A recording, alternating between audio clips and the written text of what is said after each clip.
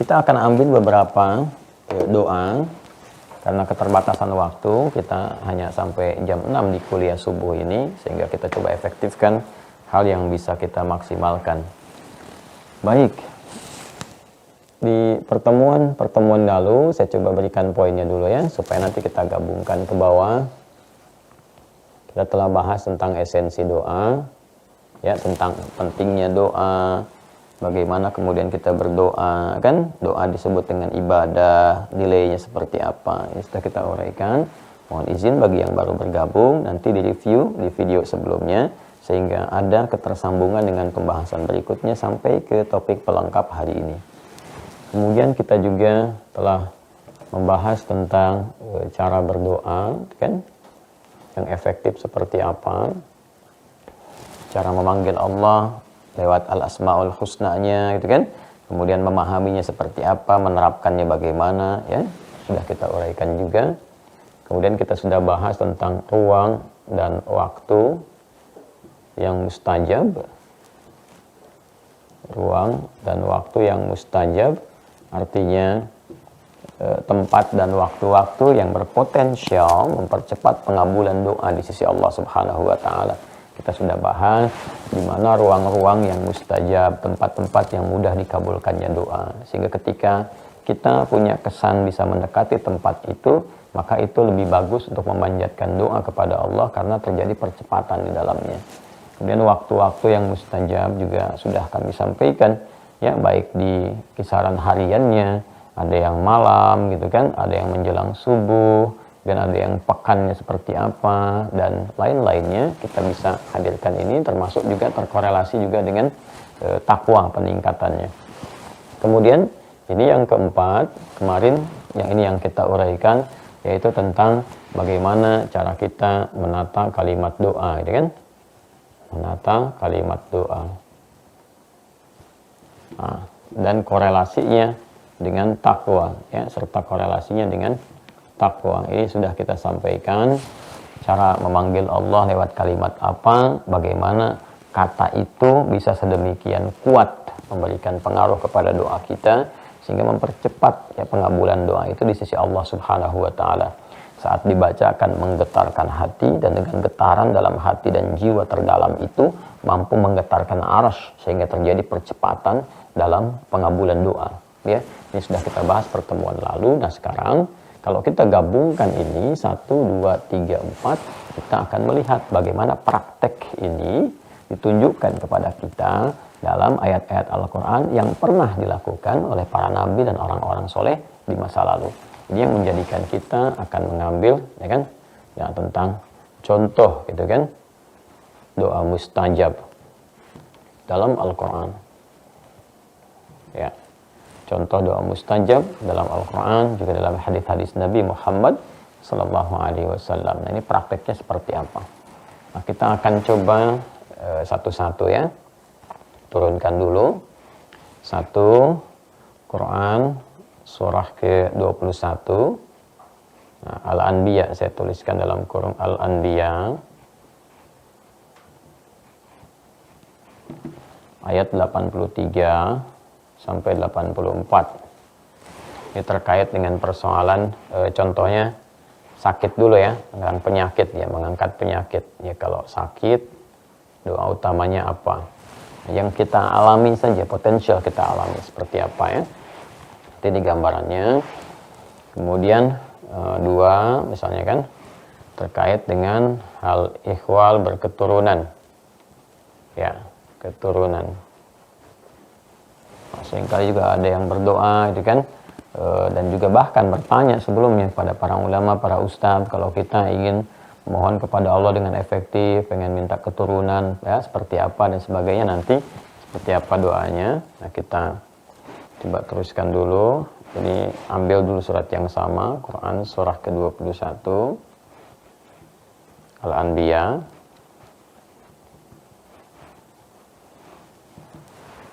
Ayat 89 sampai 90. Kemudian nanti kita kuatkan dengan Quran surah ke-19, surah Maryam.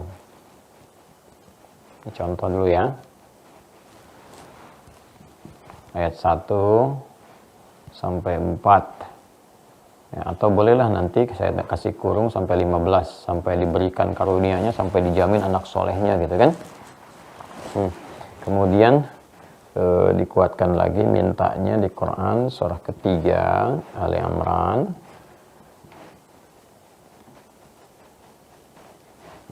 di ayat 38 sampai 39 sehingga detil ya.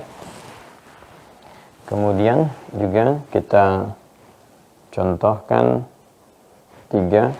Nah, ini ada yang menarik nih ya, tentang detil ampunan dosa. Permohonan ampunan dosa.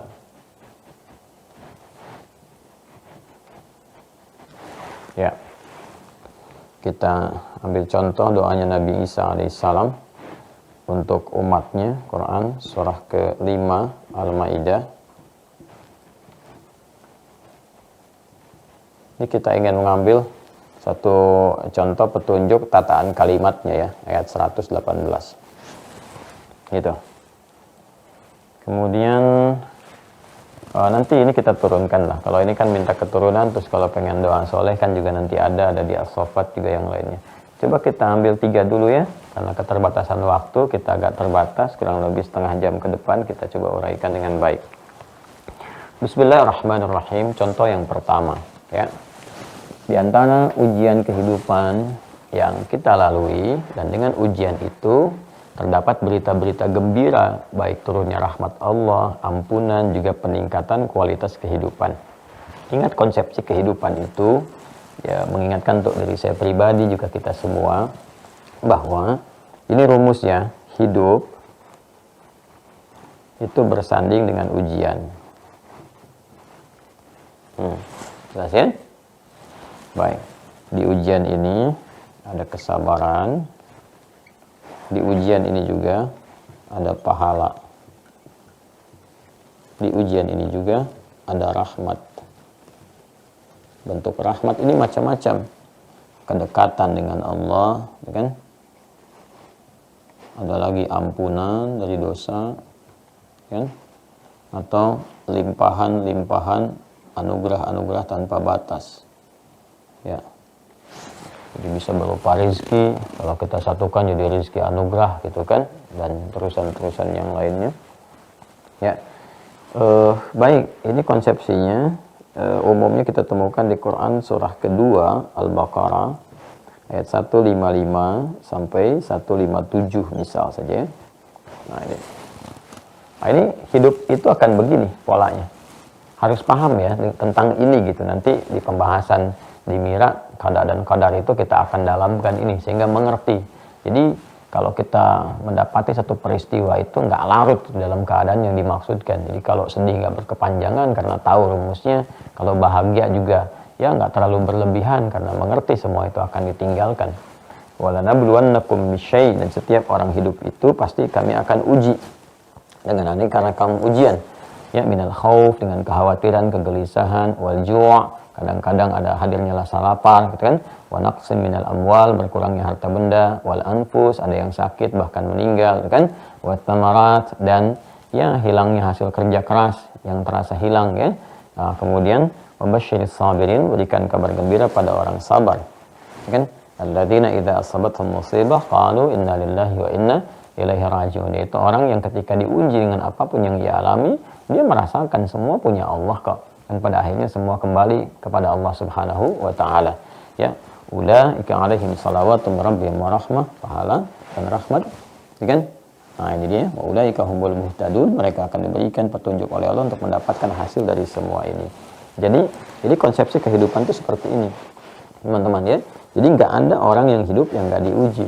Setiap hidup itu akan bersanding dengan ujian. Ujiannya nanti bentuknya banyak gitu kan. Dan ternyata menariknya, ujian ini dihadirkan oleh Allah kepada kita bukan ingin membuat kehidupan kita lebih rumit, penuh dengan masalah, penuh dengan problem, bukan. Tapi untuk meningkatkan kualitas kehidupan. Itu bagian pertama. Sebab ujian itu standar untuk meningkatkan kualitas sesuatu dalam segala aspek. Di pendidikan itu ada ujian. Ya, kalau tidak diuji, tidak diketahui peningkatan pengetahuannya, kualitas ilmunya. Karena itu anak SD pun diuji, kan? Bahkan sekarang TK diuji, SD diuji, SMP diuji. pendidikan diuji untuk meningkatkan kualitas pengetahuan. Hidup kita itu butuh peningkatan kualitas. Jadi kalau nggak ada ujian, nggak bisa meningkat itu. Nggak tahu cara mengembangkan potensi kita itu. Ya, kalau nggak ada tantangan-tantangan di depan, secara fisiknya susah kita diuji untuk lebih kuat lagi. Kalau anak nggak diuji dengan berjalan, diberikan jalan untuk berjalan, nggak akan gerak itu. Ya, nggak akan terstimulus. Baik ototnya, bagian tubuhnya, dan sebagainya. Semua hidup itu, ini fitrahnya akan menghadirkan ujian. Jadi satu, untuk meningkatkan kualitas kehidupan. Jadi kalau kita ingin balik, kalau ada manusia yang tidak ingin diuji, tidak ingin punya masalah, ini artinya tidak mau hidup. Karena hidup itu bersanding dengan apa? Ujian. Jadi kalau ada orang nggak mau diuji, nah ini sama dengan dia tidak mau hidup, gitu ya. Nah, karena sepanjang hidup itu pasti akan terkait dengan ujian. Ujian pikiran, ujian rohani, ujian jasmani, dan sebagainya. Untuk meningkatkan kualitas hidup. Yang kedua, ini nanti ada rumusnya. Nanti kita pelajari ini. Sabar. Dan sabar ini ada rumus, ada turunannya. Ini berupa ikhtiar tergantung dengan jenis ujiannya apa. Nah, di sini kita akan temukan berbagai hal. Termasuk nanti ujian dimaksudkan adalah, ini prakteknya. Ada ujian dalam bentuk penyakit. Nah, nanti kita akan cari rahmat Allah dari penyakit ini apa hikmahnya. Kan? Nah, selain peningkatan kualitas, kan? Selain peningkatan kualitas, kan dengan sakit tuh tubuh kita kan di-recovery kembali, kan? Dikembalikan kepada lebih kuat lagi, kenal dengan ini, antibodi jadi naik, gitu kan? Ya, yang kena COVID misalnya kan, dengan izin Allah kena misalnya kan, itu pasti ada hikmah. Ya, hikmahnya banyak sekali. Ada hikmah terkait spiritual, hikmah rohani, terjadi lebih pendekatan kepada Rabbul Izzah, kepada Allah, banyak berdoa, sekarang jadi banyak sujud, kan? Terus ada peningkatan kualitas dari keimanan. Setelah itu hidupnya lebih sehat lagi, gitu kan? Tata punya antibodi lebih kuat dan sebagainya. Ya, kalau kita tidak sanggup memikul itu atau tidak ada hikmah yang tidak sesuai dengan kebutuhan kita, Allah nggak akan ujikan. Ya, nggak akan ujikan. Ya, mudah bagi Allah menetapkan si fulan, tapi pasti ada hikmah. La yukallifullahu nafsan illa wus'aha. Tidak mungkin seorang hamba diuji di luar batas kemampuan dia atau bahkan di luar kebutuhan dia. Allah Maha tahu dengan apa yang kita butuhkan, bukan memenuhi setiap apa yang kita inginkan. Ya, catat ya, buat status itu. Allah Maha tahu akan apa yang kita butuhkan, bukan untuk memenuhi setiap apa yang kita inginkan. Wah, itu status dahsyat ya hari ini. Ya, nah, nanti baru masukkan ayatnya yang sesuai. Nah, kemudian dari situ kan ada pahala tabungan akhirat kita. Oh, kalau nggak ada ujian, bagaimana kita mendapati pahala untuk berkehidupan berikutnya? Ya, kan sabar itu juga nanti sandingannya pada ujian. Lawannya nanti bisa sabar kan ada amarah, gitu kan? Dan turunan lainnya. Di sini ada pahala. Pahala itu kan pada proses, bukan pada hasil, ya kan? Nah, kemudian dari sini juga ada rahmat, membangun kedekatan dengan Allah. Kita tahu innallaha ma'as sabirin. Allah bersama orang-orang sabar. Kapan sabar itu tiba? Ketika ada persoalan. Makanya kita mendekat kan.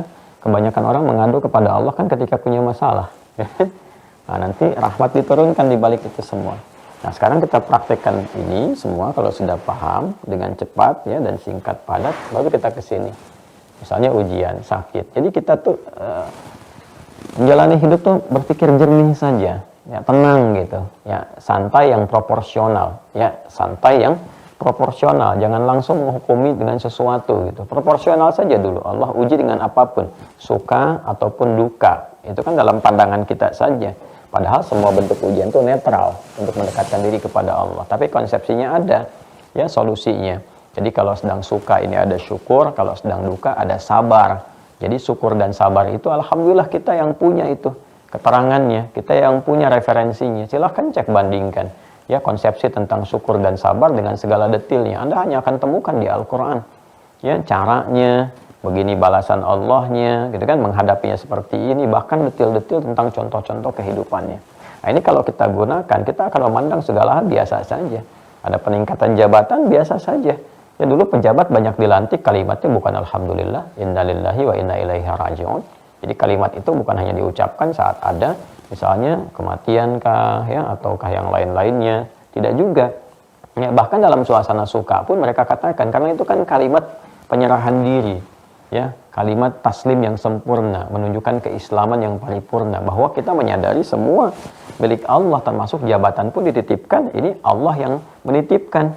Mudah bagi Allah untuk mengambilnya. Qulillahumma malikal mulki tu'til mulka man tasya wa tanzi'ul mulka mimman tasya, gitu kan? Wa tu'izzu man tasya wa tudhillu man tasya biyadikal khair innaka 'ala kulli syai'in qadir. Quran surah ketiga Ali Imran ayat 26 itu, bahkan diteruskan sampai 27-nya nanti untuk penjabaran yang lebih dahsyatnya lagi. Karena itu ketika dia menyadari ini semua akan dipertanggungjawabkan, kapan saja Allah bisa mengambil, dia akan membuat kebijakan-kebijakan terbaik yang Allah ridhai. Demikian dalam harta, dalam tubuh kita juga kan ini milik Allah. Inna lillah, kita pun bahkan punya Allah, ya kan? Ini kita nggak punya, ini Allah yang amanahkan kepada kita. Ini semua akan ditanya oleh Allah kan, karena dititipkan kepada kita. Mata, kemudian telinga, lisan, sampai ke ujung kaki. Karena itu kalaupun Allah berikan ujian-ujian yang sesuai untuk hikmah tertentu bagi diri kita, tubuh kita, itu untuk kebaikan kita. Kalau cara pandang kita demikian, insya Allah kita tenang menghadapi apapun, termasuk vonis-vonis penyakit dan sebagainya, yang mungkin diberikan secara medis atau klinis kepada diri kita.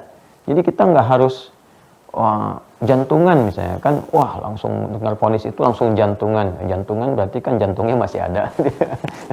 Alhamdulillah gitu kan. Dan sebagainya. Karena kadang-kadang saya tuh suka menarik begini ya, kalau orang divonis dengan penyakit apalagi yang terlihat berat ya, cancer misalnya kan dan sebagainya, selalu mengaitkan dengan kematian. Padahal itu nggak ada korelasinya gitu. Sebab akibat itu bolehlah kita teliti secara medis. Tapi ingat kaidah ajal itu kembali kepada qada dan qadar. Ya, betapa banyak orang sakit yang masih berkehidupan karena memang ajalnya belum tiba. Tapi orang sehat pun kalau ajalnya tiba yang meninggal. Nah, sebab akibat pengantar ke ajal itu kita diberikan begini ya, hal-hal yang sifatnya hukum universal, sunnatullahi fil kaun juga kita ikuti.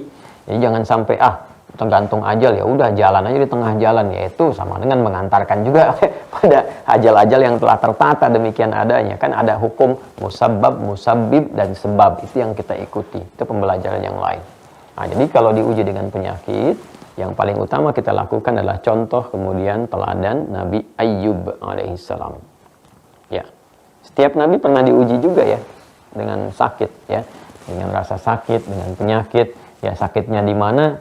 Ya itu tergantung pada ujian sakitnya. Sakitnya tuh di sini, ada yang di sini, ada yang di sini, macam-macam gitu ya. Ada yang menyerang kepada hati dan jiwanya karena ancaman, karena makian, ada yang menyerang kepada fisik dan sebagainya. Nah, Nabi Ibrahim juga pernah sakit ya, kakek moyang Nabi Muhammad SAW yang ke-30 pernah sakit kan, sampai di Quran surah 26 ayat 80 kan populer. Ya, wa idza maridtu fahuwa yashfin, dan bila pernah aku sakit Allah pasti menyembuhkan. Itu kalimat cepat. Nah, kemudian yang paling kompleks, yang paling populer, paling viral sampai sekarang yaitu kisahnya Nabi Ayyub. Nabi Ayyub itu kan paling kompleks tuh ujiannya. Ya, jadi ini hamba yang sangat saleh, hamba Allah Subhanahu Wa Taala, Nabi, gitu kan, luar biasa ibadahnya. Nah, sampai-sampai kan kita sama juga menerima informasinya, gitu kan, sampai ke kita. Sampai-sampai kemudian beliau diuji dengan ujian yang sangat unik sekali. Yang pertama, gitu kan, beliau diuji oleh Allah Subhanahu Wa Taala dengan kehilangan harta bendanya. Jadi ini Nabi yang tampan, keluarga sejahtera, gitu kan. Kemudian juga, masya Allah, keturunannya baik-baik, gitu ya, asetnya kaya juga. Nah, ini ideal lah. Sekali diuji, kemudian setan ingin membuktikan kesombongan kan, ingin minta kepada Allah untuk membuktikan bisa menaklukkan Ayyub alaihissalam. Jadi lewat harta dulu, dalam sehari itu hilang semua asetnya. Di kebun-kebunnya terbakar, kemudian hewan-hewan ternaknya mati semua dalam sehari. Nah, ini sebetulnya kalau kita belajar dari sini teman-teman, nanti di pertemuan yang lain atau bahasan yang lain, kita akan bisa membahas tentang bagaimana bangkit dalam tanda petik dari perasaan gagal ya yang kita hadapi. Perasaan, saya katakan perasaan. Karena ada orang yang baru sedikit penurunan omset, padahal boleh jadi masih untung gitu ya. Biasa 1 miliar misalnya dapatnya kok hari ini cuma 50 juta misal kan, itu dianggapnya rugi, padahal masih untung, masih balik gitu 50 juta itu. Ya, ada satu hal yang juga tiba-tiba hilang dalam sehari semuanya. Itu puncaknya pernah dialami Nabi Ayyub, bagaimana mengatasinya. Nah, ini menarik nih, hilang aset dalam sehari. Tapi apakah kemudian setelah itu malas ibadahnya atau bahkan mencerca Tuhan ya? Ya Allah, kenapa ini mesti terjadi kepada aku? Kurang apa? Aku ada itu ya kurang paham Anda dengan konsep ujian dalam kehidupan. Yang terjadi Nabi Ayyub malah membuktikan syukurnya kepada Allah dengan lebih meningkat lagi. Ya, cara pandangnya, alhamdulillah ya Allah. Ya, ini amanahmu telah selesai aku kerjakan, tuntas aku, jadi makin tambah syukur malah. Ya, sehingga meringankan beban hisab. Ini kan cuma titipan cara pandangnya. Ini menarik nih. Ya, ke masjid sendal hilang gitu kan.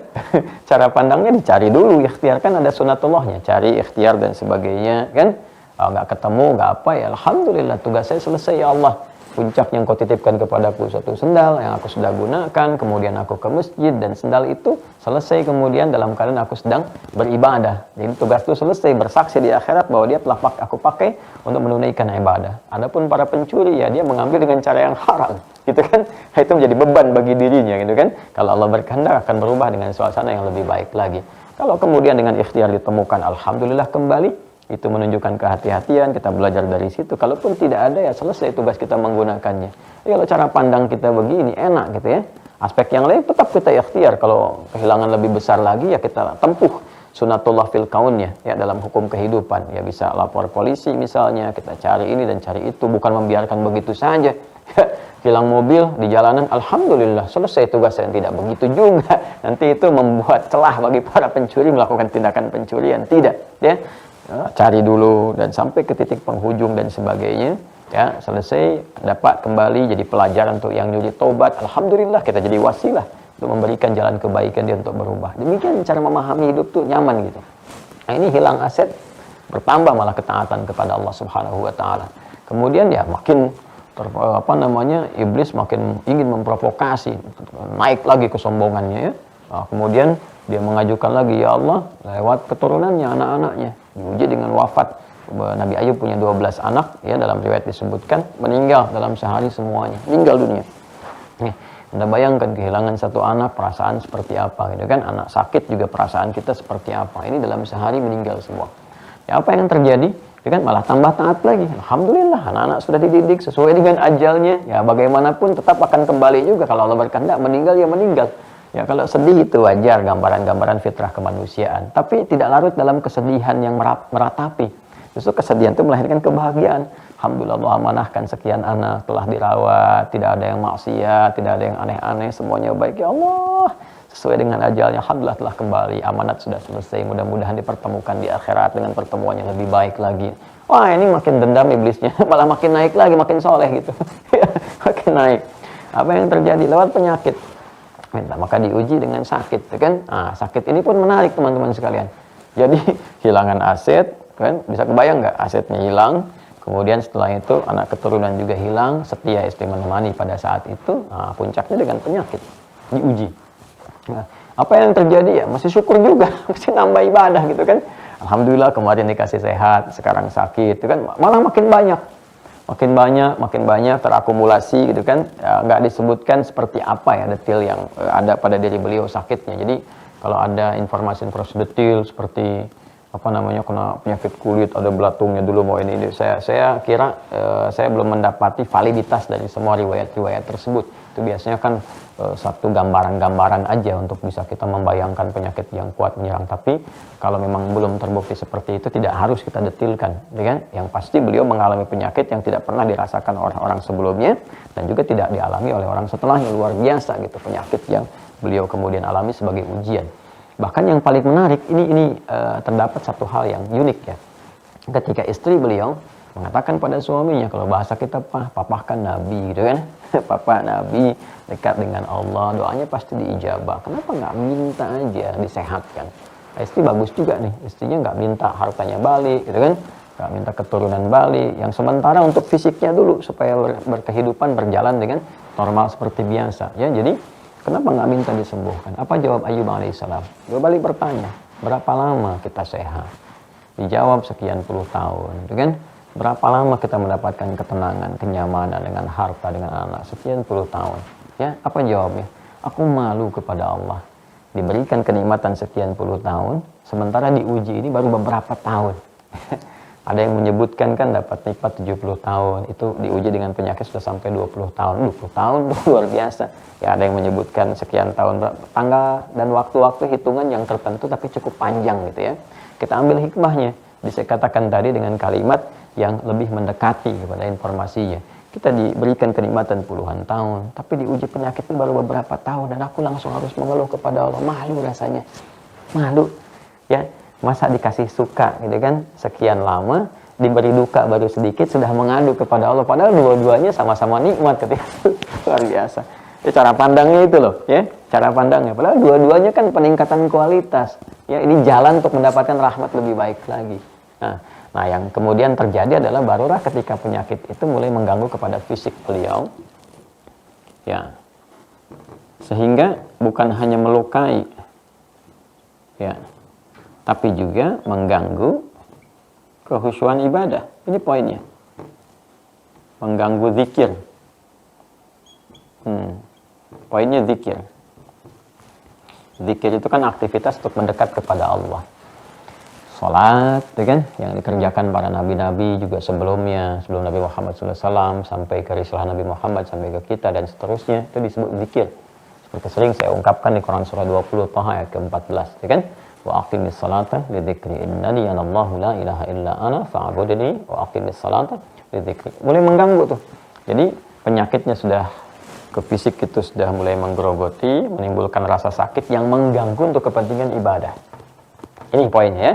Jadi saat mulai penyakitnya itu menderak kepada diri, kepada fisik, memberikan juga pengaruh-pengaruh kan dalam beraktivitas, beliau malah meningkatkan ibadah.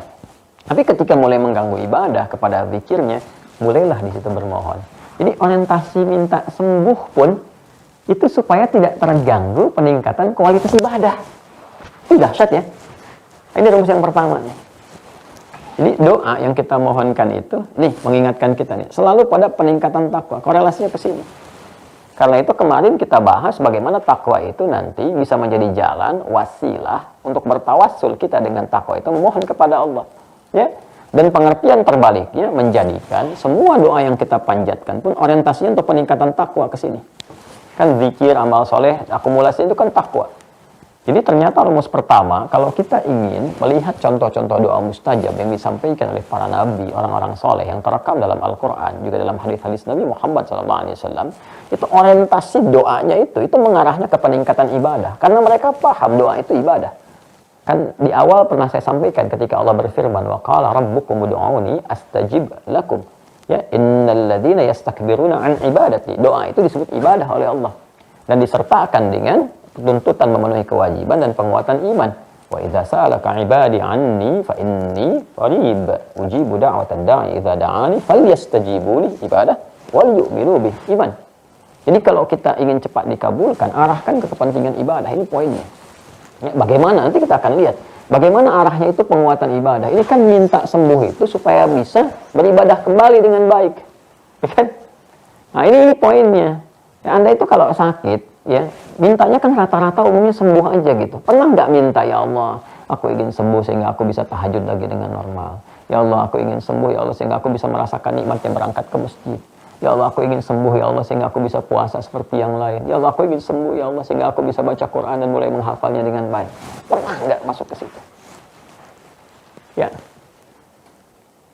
Nah, ini yang terjadi. Kalau cuma minta sembuh, jangankan yang beriman, yang belum beriman pun minta sembuh juga. Dan dalam kesembuhan itu akhirnya nggak ada jejak-jejak amal soleh, ya kan? Hanya ikhtiar keduniaan saja. Ya sudah, dibikinlah hukum ikhtiar, hukum dunia. Kalau lakukan ini sembuh secara fisik, kalau lakukan ini sembuh, ya itu berobat, ini ya sembuh. Karena hukum Allah kan dilekatkan juga pada hukum-hukum kehidupan yang standar, yang normal. Tapi kalau kita ingin menggunakan ya manfaat dari keimanan kita, anugerah keyakinan tanpa ragu kita kepada Allah, maka ini rumus digunakan.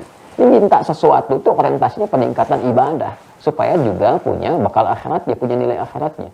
Ya, pernah nggak Anda minta sukses, misalnya ujian besok mau ujian, ya kelulusan mau sidang, yang diarahkan ke kepentingan ibadah.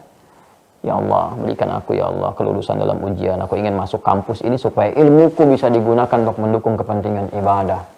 Aku ingin masuk jurusan astronomi ya Allah supaya dengan itu aku bisa misalnya membantu masyarakat untuk menunjukkan ini loh cepatnya menghitung waktu-waktu puasa, ya waktu-waktu untuk 2 hari raya dan sebagainya.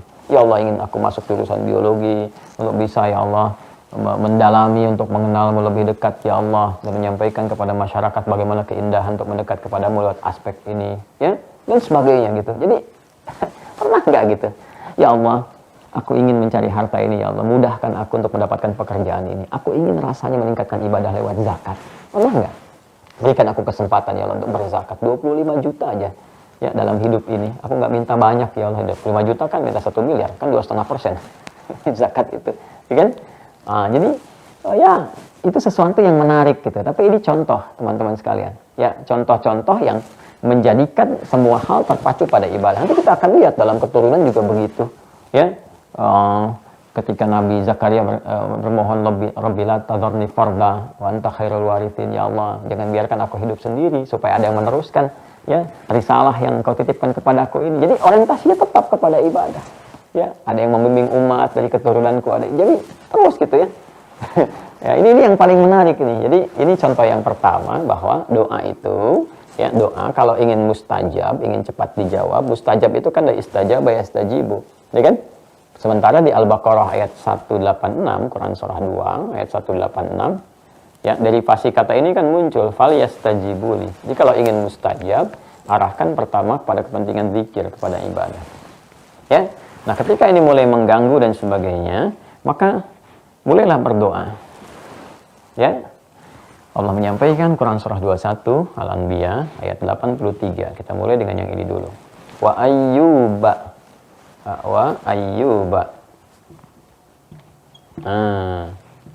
Ini jadi nasab nih, harokatnya fathah. Ya. Walaupun ini ataf kepada sebelumnya di Arab, tapi ada yang menarik gitu kan. Kan bisa saja kisahnya berdiri sendiri dan menggunakan nanti bentuknya dhammah. Ya, jadi mubtada di awal jumlah itu harokatnya pasti dhammah. Kenapa Allah tidak membuka dengan mubtada? Ya, dengan mengatakan misalnya bisa saja Allah berfirman wa ayyubu. Kan setiap awal kalimat itu ya, hukumnya rafa', dia harokatnya dhammah gitu kan. Harokat di atas yang berbentuknya seperti ini kan kalau dhammah. Ya, kalau ini fathah, kalau ini kasrah, ini sukun. Ya. Jadi ada maknanya masing-masing. Nah ini selain kalau kita gramatikal standar, ini ataf ke sebelumnya ikut hukum gramatikal, tapi secara makna juga ada penekanan. Fathah itu ada maknanya kalau kita belajar ilmu bahasa itu ya, sesuatu yang terbuka, membuka. Makanya kalau fathah a mulutnya kan dibuka, ya kan? Tapi juga jangan lupa ya, di dalam informasi yang disampaikan ketika menggunakan fathah itu membuka sesuatu sebagai inspirasi bagi kita untuk mengawali satu tindakan tertentu. Ya, seakan Allah ingin menyampaikan wa ayyuba, dan aku buka kisah Ayub untuk kalian supaya menjadi inspirasi, petunjuk-petunjuk yang mungkin kalian mengalami peristiwa yang serupa walaupun kadarnya berbeda. Apa itu? Ketika Nabi Ayub diuji dengan penyakit, kalian pun mungkin akan merasakan sakit dalam hidup sehingga kalian merasa itu berat.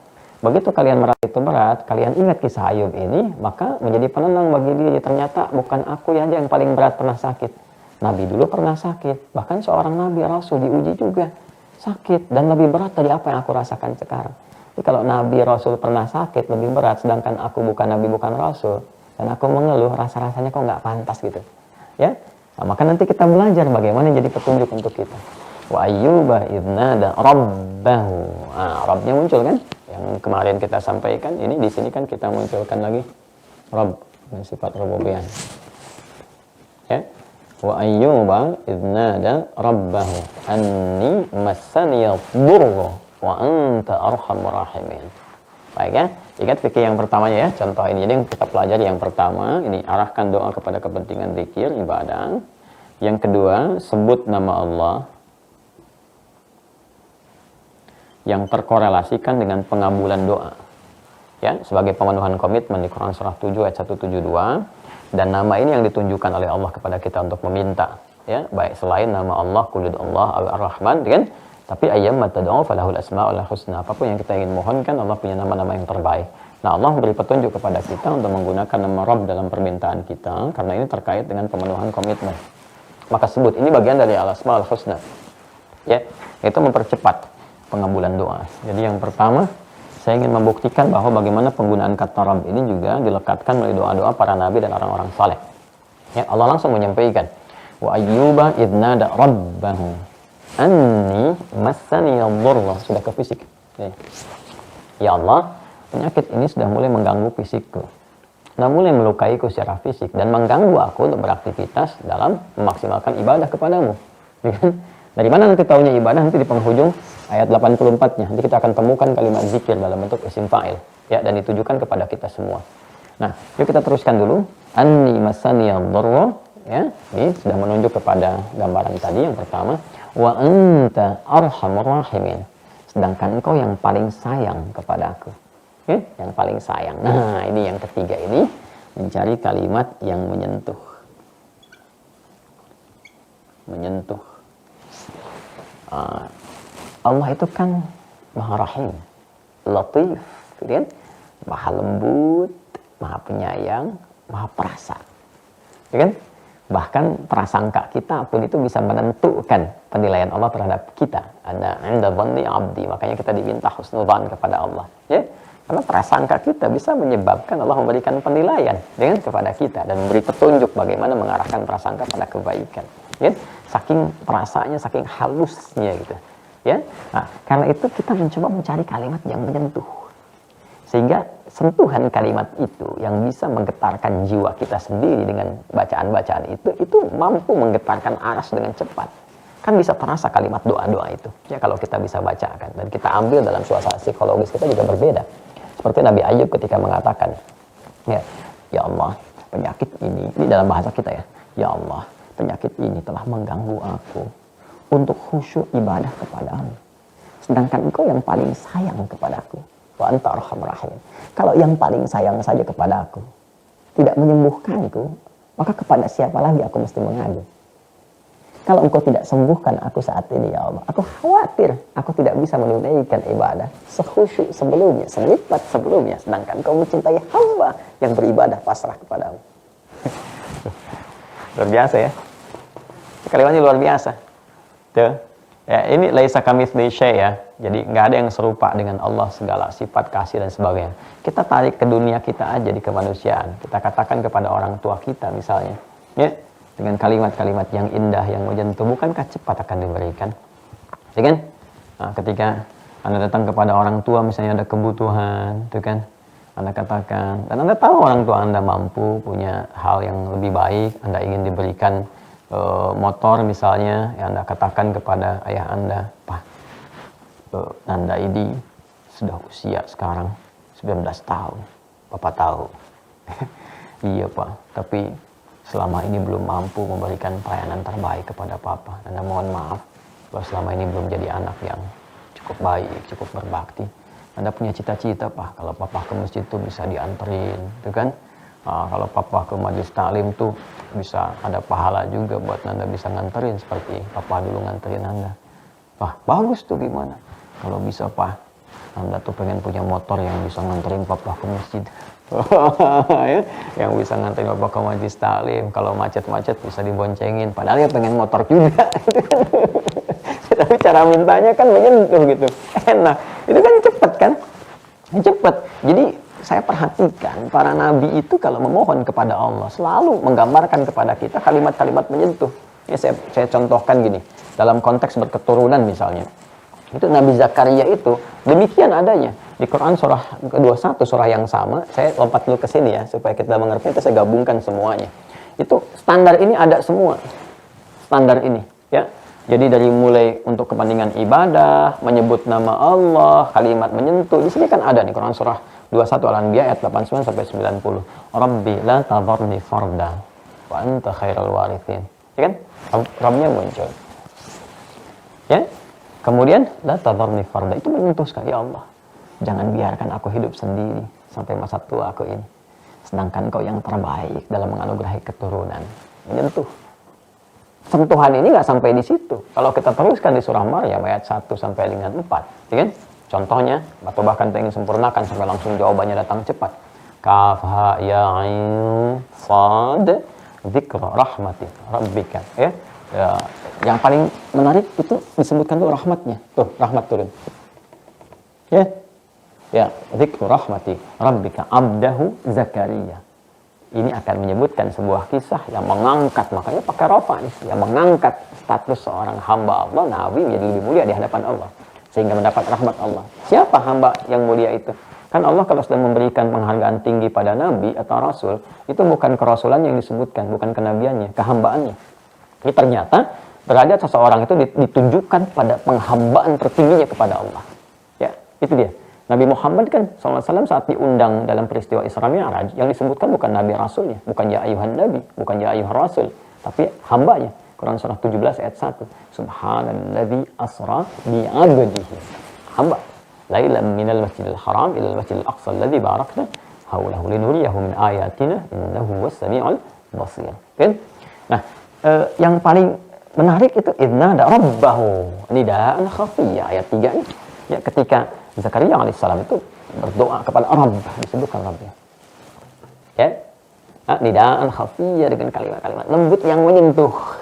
Ya, khafiyya itu bukan hanya disebutkan halus, lembut, tapi menyentuh. Sesuatu yang menyentuh, lembut, halus. Ya. Rabbi inni wahana al-'azmu minni washta'ala ra'su syaiba wa lam akum bidu'aika rabbi syaqiyya. Allahu akbar. Ya Allah, aku tuh tak putus memohon kepadamu. Dari mulai aku berumah tangga hingga rambutku sekarang telah memutih dan fisikku begitu letih. Sedangkan aku tak putus bermohon kepadamu sampai dengan detik ini. Ya, dan engkau paling sayang padaku, itu padukan ayat lain. Anda kebayang nggak kalau saya ilustrasikan sederhana begini ya? Kalau ada yang minta depan rumah Anda, 5 menit minta, pada subuh tadi minta, Pak, Bu, kan? Atau bahkan cuma semenit lah, tolong Pak, lapar, ini kasih nggak? Kan? Kita masih pikir siapa itu, gitu kan? Masih ngelihat. Tapi kalau dia berdiri di situ dari subuh sampai siang, baru sampai siang nih, kan? Minta, dikasih nggak? Saya yakin Anda pasti ngasih, kan? Dia berdiri bertahan tuh minta dan menunjukkan dia betul-betul lapar gitu kan, dan menyentuh diri Anda, ya kan? Pak, mohon saja Pak, ya kan, supaya saya bisa sholat, supaya saya punya tenaga untuk merawat anak-anak. Mohon Pak, itu kan 1 piring nggak apa-apa. Itu pasti gitu kan, pasti ada itu, apalagi dari subuh sampai subuh lagi, nggak akan Anda tolak gitu, ya. Dan Anda punya kemampuan untuk itu, dan Anda punya rasa, pasti Anda akan berikan. Ini seorang hamba minta kepada Rabbnya yang sangat maha penyayang, melebihi apapun, pencipta makhluk dengan sifat rahmat, rahimnya, rahmannya luar biasa. Dan ada hamba yang mengatakan begini, ya Allah, aku nggak pernah putus berdoa, dari mulai rambut hitam sampai putih, fisik kuat sampai letih, dari awal rumah tangga sampai tua, begini pun saya masih minta, dan aku yakin kau pasti mengabulkan, aku nggak pernah putus asa minta kepadamu. Oh, jangan biarkan aku sendiri, ya Allah. Berikan kesempatan kepada keturunanku untuk meneruskan risalah ini yang kau titipkan kepadaku. Ya, jadi kekhawatirannya itu keibadahnya ini. Ya, aku ingin umat tetap mendapatkan pencerahan, pendidikan, bimbingan lewat keturunan ini, ya Allah. Mohon jangan biarkan aku sendiri dan hilang risalah ini dengan sendirinya. Allah kan maha tahu, maha mengatur. Tapi Allah ingin mengajarkan kepada kita cara meminta. Dan dahsyatnya mintanya pun lewat ibadah, sholat kan. Ini selalu nyatu ini.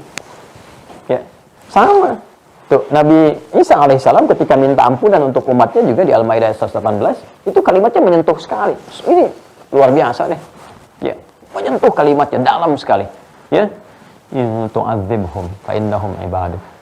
Ya, wa in taghfir lahum fa innaka antal azizul hakim. Ya Allah, jika memang mereka pun harus dihukum, mereka masih hamba-Mu. Ya kan? Tapi kalaupun kau ampuni, sungguh itu menunjukkan bahwa Engkau memang maha bijak dan maha agung. Oh, dahsyat. Nyentuh banget tuh kalimatnya. Nyentuh banget. Ya kan? Ya, cobalah. Ada orang tua yang sudah murka pada anaknya dan sebagainya, merusak nama baik dan sebagainya. Oh, macam-macam lah. Ya kan? Apa yang terjadi? Tiba-tiba dia datang dengan seorang ustaz. Dia datang kepada ustaz, minta cara bagaimana supaya ayah ibu saya bisa menerima saya lagi. Saya khawatir ketika saya pulang malah ibu ayah saya bilang, kamu bukan anakku lagi gitu. Masa saya harus jawab lantas anak siapa gitu. Datang dengan ustadznya bilang, wah udah marah, udah macam-macam. Pak, Bu, Ibu, walaupun Ibu mau marah, Bapak, itu hak Ibu, Bapak. Silahkan sepuncak-puncaknya marah. Tapi kan ini anak Ibu juga. Yang Ibu pernah kandung. Ibu pernah berikan ASI, Ibu sayangi. Tapi dia durhaka. Betul, silahkan Ibu marah. Dan sekarang dia menyadari bahwa dia salah. Sejelek-jeleknya itu titipan Allah juga yang Ibu pernah lahirkan, Bapak pernah rawat. Sekarang dia mau membalas itu dengan baik. Dan kalau Bapak Ibu menerima, saya yakin itulah puncak kasih orang tua yang sangat luar biasa. Apa yang terjadi? Ya, dan ini diberikan, disampaikan kepada yang Maha Pengasih gitu. Yang Maha Pengasih. Ya, ini Abu Nawas pernah mengambil Saripati ini, dia sampaikan dalam syairnya menjelang kematiannya itu. Ya, Abu Nuwas itu kan dia sampaikan ada yang mengatakan yang lain, syair yang lain dan sebagainya, tapi intinya Ada orang yang pernah larut dalam maksiat dan sebagainya, kemudian di akhir hidupnya dia mengatakan, ilahi lastu lil firdausi ahla wala aqwa 'ala an-naril jahim. Fahabli taubatan waghfir dhunubi fa innaka ghafirudz dzambil 'azim. Masya Allah. Ya Allah, memang dari semua maksiat yang aku pernah kerjakan, aku menyadari mungkin aku tak pantas menjadi penghuni surga Firdaus, ya Allah. Tapi aku pun tak kuat kalau harus masuk ke neraka. Kan? Maka aku mohon ya Allah, aku bertobat di penghujung hidupku ini ya Allah, sebelum nyawa sampai ke kerongkonganku. Dan mohon terima taubatku, karena aku pun yakin Engkau akan melimpahkan ampunan tanpa batas kepada setiap hamba yang kembali kepada. Amin. Terus ini di ilmu balaghah dikreasikan, diambil lagi menjadi proposal pernikahan. Kreatif banget tuh. Diambil. Ya, ilahi lastu lil firdausi ahla wala aqwa 'alan naril jahim. Wahai bapak mertua datang. Memang saya merasa diri tidak layak menjadi bagian keluarga bapak yang sejahtera seperti penghuni surga Firdaus ini. Wala aqwa 'alan naril jahim. Tapi rasanya aku pun tak sanggup berpisah dengan putih bapak serasa seperti di neraka jahanam. Fahabli taubatan waghfir dhunubi fa innaka ghafirudz dzambil 'azim. Maka Pak, dengan segala kekurangan, memang tidak ada yang sempurna kalau ingin dicari kesempurnaan. Maka mohon dengan segala yang ada, mohon diterima pengajuan kami karena sangat yakin Bapak itu orang bijak yang pernah saya kenal dalam kehidupan. Wow. Oke, catat. Baik kalau gitu diterima lamaran dengan catatan. Ada.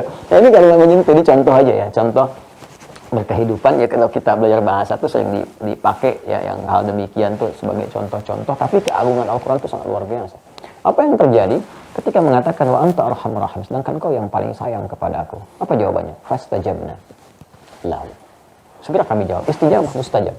Fastajabna. Dan Allah menggunakan keagungannya di situ, pakai nah li ta'zimin nafsi ya li dalalati ala ta'zim sya'ni, untuk menunjukkan satu keagungan zat dan menerangkan kepada kita tentang hal yang agung yang Allah sampaikan. Bahkan yang mustahil pun ya jadi terjadi, nggak ada batas bagi Allah. Kan ini Nabi Ayub divonisnya secara medis sudah give up lah, mau medis sudah nggak bisa, ini penyakitnya susah dan sebagainya. Ini Nabi Zakaria udah mengatakan nggak mungkin nih, nggak bisa punya keturunan ya, medis klinis mengatakan nggak bisa, apalagi istri mohon maaf divonis menopause dan mandul, nggak bisa. Apa yang terjadi? Semuanya fastajabna fastajabna fastajabna. Ini fastajabna lahu. Kami jawab, mustajab tuh. Oke, kita ambil contoh doa mustajab. Ya, maka syafna ma bihi min dhurr. Kami hilangkan luka yang mengganggu kepada fisiknya. Ya kan? Wa atainahu ahlahu wa mithlahum ma'ahum rahmatan min indina rahmat. Ya. Ya kan? Lalu hikmahnya setelah itu dengan kesabaran itu, karena arahnya ke ibadah tadi, kalimatnya menyentuh, tujuannya mulia, kami cepat segera jawab. Jadi pakai fa untuk menunjukkan cepat. Jadi begitu doa disampaikan seketika dijawab, gak ada jeda. Harfu atin rabitin baina syai'aini bila hudud. Ya, huruf penyambung dua peristiwa tanpa jeda. Peristiwa pertama berdoa, peristiwa kedua pengabulan. Antara doa dengan pengabulan cepat terjadi, gak ada jeda. Ya, kami lepaskan, kami buka semua yang menyakiti tubuhnya itu, terasa sakit pada dirinya, kan? Kenapa yang terjadi?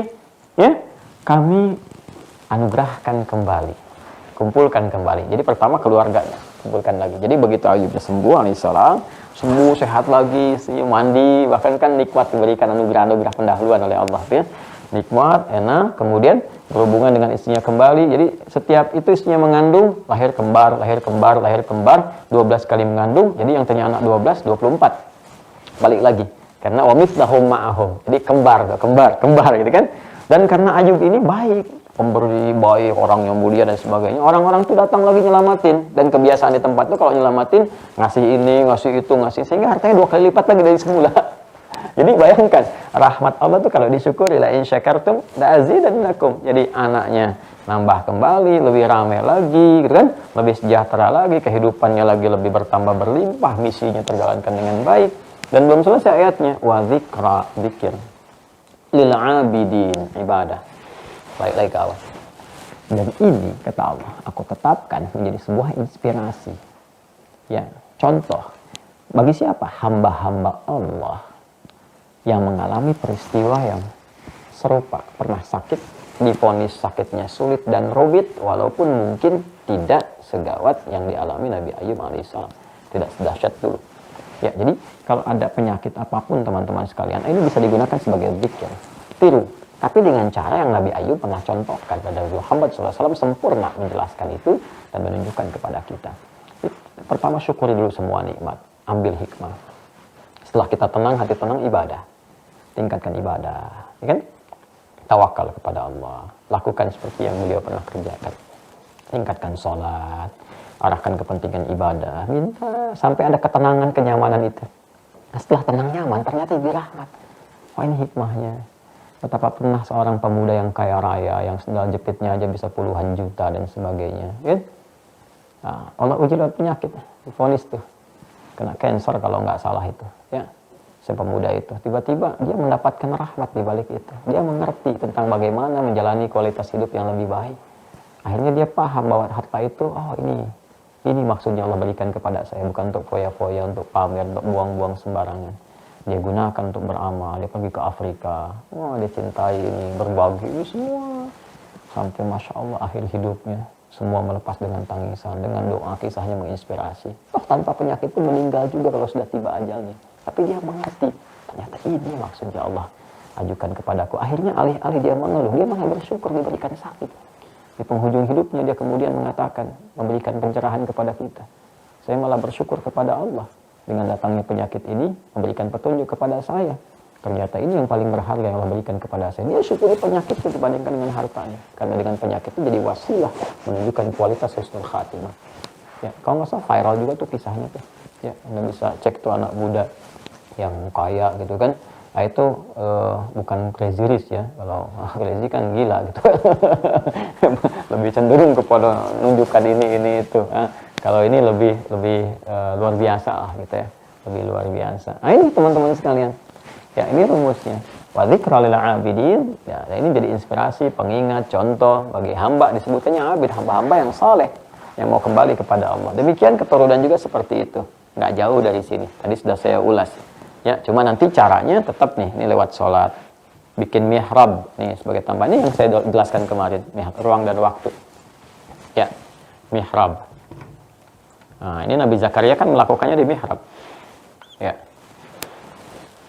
Fanadatul malaikatu ayat 39, ini doanya. Ini juga kalimat menyentuh, ya. Rabbi habli dzurriyyatan thayyibah innaka sami'ud du'a, ini kan? Hunalika da'a Zakaria rabbah qala rabbi habli min ladunka dzurriyyatan thayyibah innaka sami'ud du'a. Ya Allah, anugerahkan kepadaku, ya, Rabbnya dipakai lagi. Ya, keturunan dari sisimu, Kau pemberi tanpa batas ya Allah. Sedangkan mereka mengatakan aku punya batasan. Ya kan? Ya, mereka mengatakan aku punya batasan. Istriku terbatas, nggak mungkin punya keturunan. Sedangkan Allah Maha Pemberi. Sedangkan Engkau ya Allah, pemberi yang tak punya batas dan Maha mendengar doaku. Kalau kepada yang Maha mendengar dan memberi tanpa batas belum terkabulkan juga, lantas kepada siapa lagi aku pasti meminta? Maka dijawabnya pun tanpa batasan oleh Allah. Kau minta punya keturunan, aku langsung berikan keturunan dengan namanya sekaligus, Yahya. Fanadatul malaikatu wa huwa qaimun yusalli, salat, ibadah fil mihrab. Annallaha yubashshiruka bi Yahya. Allah kasih kabar gembira kepadamu dengan namanya langsung Yahya. Yang baik, yang berkehidupan, yang katanya mustahil lahir dari rahim seorang perempuan yang menopos dan bandul. Kata Allah, nggak ada yang mustahil lahir dan hidup.